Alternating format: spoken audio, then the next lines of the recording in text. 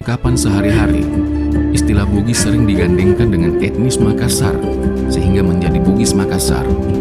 Menurut Profesor Dr. Haja Andi Rasdiana, Guru Besar UIN Alauddin Makassar, pengungkapan seperti itu disebabkan karena kedua suku tersebut merupakan satu kesatuan etnik kebudayaan yang dikenal dengan nama Bugis Makassar. Penggunaan istilah orang Bugis atau Bugis sendiri tidak ditemukan keterangan yang memadai. Sebab hingga dewasa ini, bagi orang yang disebut orang Bugis sendiri, jika mereka menyebut dirinya, tidaklah menyebut dengan istilah Bugis atau orang Bugis, tetapi menggunakan istilah Ugi atau Tougi. Demikian juga karya-karya orang Bugis masa lalu, seperti dalam Lontara. Namun demikian, ada kemungkinan bahwa istilah Bugis adalah evolusi dari istilah Ugi. Istilah Ugi berasal dari akhir kata nama seorang pemimpin wilayah Cina yang disebutkan dalam Ilagaligo, yakni Lasattumpugi.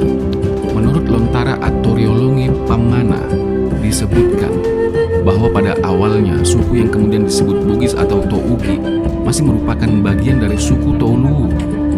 Di bawah pimpinan Lasattumpugi, kelompok suku ini pindah ke daerah Cenrana atau salah satu kecamatan di Kabupaten Bone sekarang.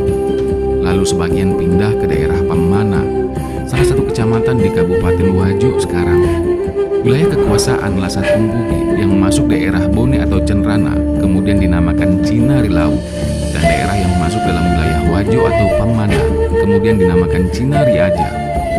Lasattumpugi sendiri adalah pemimpin pertama di wilayah yang dikenal dalam Ilagaligo sebagai daerah Cina, sehingga ia digelar sebagai Datuna atau Opunna Cina. Pada masa Ilagaligo, orang Bugis disebut dengan Tocina atau orang yang mendiami wilayah Cina, baik Cinari Aja maupun Cinari Lau, yang pemimpin pertamanya adalah Lasattumpugi. Sebutan ini dimaksudkan untuk membedakan mereka dengan beberapa kelompok manusia yang mendiami wilayah-wilayah lainnya, yakni wilayah Luwu disebut Toluwu, wilayah Mandar disebut Tok Mandre, dan seterusnya. Walaupun secara umum terdapat kesamaan budaya dan tradisi di antara orang-orang yang mendiami wilayah Sulawesi Selatan, namun berdasarkan fakta-fakta yang hingga saat ini dapat disaksikan bahwa pada masa-masa awal tersebut, lambat laun telah membentuk budaya dan tradisi tersendiri. Akhirnya, terbentuklah entitas-entitas etnis Sulawesi Selatan sebagaimana yang ada hingga dewasa ini.